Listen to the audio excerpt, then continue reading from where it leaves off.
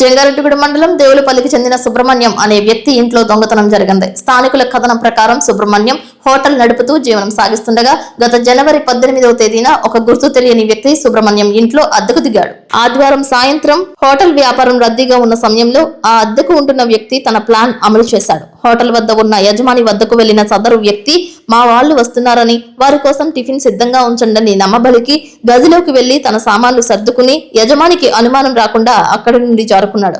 చాలాసేపటి వరకు అద్దెకు ఉన్న వ్యక్తి తిరిగి రాకపోవడంతో అనుమానం వచ్చిన సుబ్రహ్మణ్యం లోపలికి వెళ్లి చూడగా షాక్ కు గురయ్యారు. ఇంట్లో భద్రపరిచిన సుమారు కేజీ వెండి, 70,000 రూపాయల నగదు, ఇతర విలువైన వస్తువులను ఆ వ్యక్తి అపహరించుకుపోయినట్లు గుర్తించారు.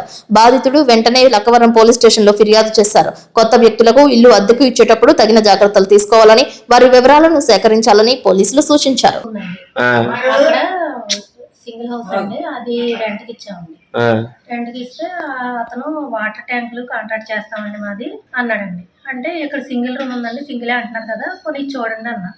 ఇది వద్దండి, మాకు బండి అది పెట్టుకోవడానికి అది కుదురుతుందండి, అక్కడే తీసుకుంటాను అన్నాడు. సర్లే అని అది క్లీన్ చేసి ఇచ్చామండి. అది ఇచ్చిన తర్వాత వచ్చాడు, ఉన్నాడండి. 18వ తారీఖు వచ్చాడండి, జనవరి 18. వచ్చిన తర్వాత ఈ రూమ్ కూడా మాకే కావాలండి, ఇంకా కుర్రోళ్ళు ఉన్నారు వస్తారు అని అన్నాడండి. సర్లే అంటేనే ఇది కూడా క్లీన్ చేసి ఇచ్చామండి. అప్పు చెప్తామండి. మనం 1వ తారీఖున ఒక 2,000 అడ్వాన్స్ కొట్టాడండి.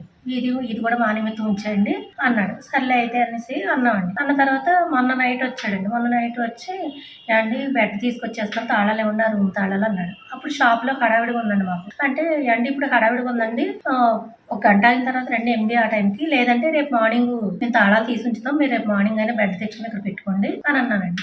అంటే సరే వెళ్ళిపోయాడండి. వెళ్ళిపోయి రాత్రి 7ంటికి వచ్చాడండి. 7ంటికి వస్తే మేము నిన్న పొద్దుట ఏం చేస్తాం, మొన్న నైట్ అడిగాడని నిన్న పొద్దున్న తాళాలు తీసి మేము బయట గుడికి వెళ్ళి వచ్చామండి. 9ంటికి వచ్చేసిన తర్వాత అప్పుడు వచ్చాడండి. అది గుడికి వెళ్తానన్నారు కదా అని అడిగాడండి. వెళ్ళొచ్చేసామండి అని అన్నాను. అన్న తర్వాత అయిపోయింది, వెళ్ళిపోయాడండి. వెళ్ళిపోయిన తర్వాత రాత్రి 7ంటికి 7:30కి టిఫిన్ చేశాడండి. 7 ఆ టైంలో టిఫిన్ చేసేసి బెడ్ వస్తుందండి, కుర్రోళ్ళు వస్తున్నారు అన్నాడు. సర్లేండి అయితే అని అన్నాం. అన్న తర్వాత వచ్చాడండి. వచ్చాడు, అటు ఇటు తిరుగుతున్నాడు. మేము అటు సైడ్ ఉన్నామండి, ఇటు సైడ్ కొంచెం అంటే క్లియర్ గా మనుషులు గబుక్కున అలికిడి అయితే ఇటేపు మా మధ్యగారు పిండ్లు ఇరుక్కుంటున్నారండి. అటు ఇటు వెళ్తుంటే మా మధ్యగారు చూసి బ్యాగ్ ఏంటండి బ్యాగ్ అని అడిగాడండి. అడిగితేను ఇస్త్రీ బట్టలు తెచ్చుకున్నానండి అని అన్నాడు. సర్లే అని చెప్పేసి అనుకున్నాం. తర్వాత 8 మళ్ళీ కిందకి దిగొచ్చి అండి ఒక 6గురికి టిఫిన్ కట్టడం మా కుర్రోళ్ళు వస్తున్నారు అని అన్నాడండి. అంటే సర్లే అని చెప్పేసి అన్నానండి. అన్న తర్వాత ఇంకెళ్ళిపోయాడండి.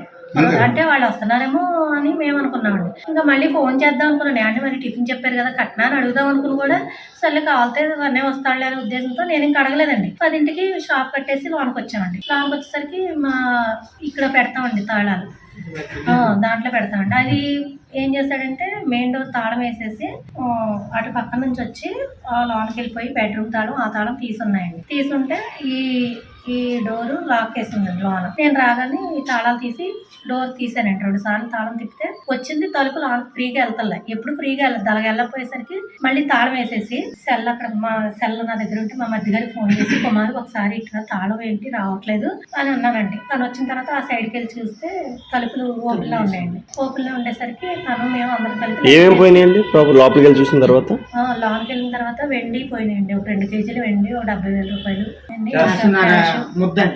గోల్డ్ ఒక కాసున్నారా, ఒక 2 లాకెట్లు అండి. రాత్రి ఒకటే చెప్పాను కానండి, ఆ కంగారులో తర్వాత గుర్తొచ్చిందండి ఇంకో చిన్న లాకెట్ ఒకటి ఉంటుంది.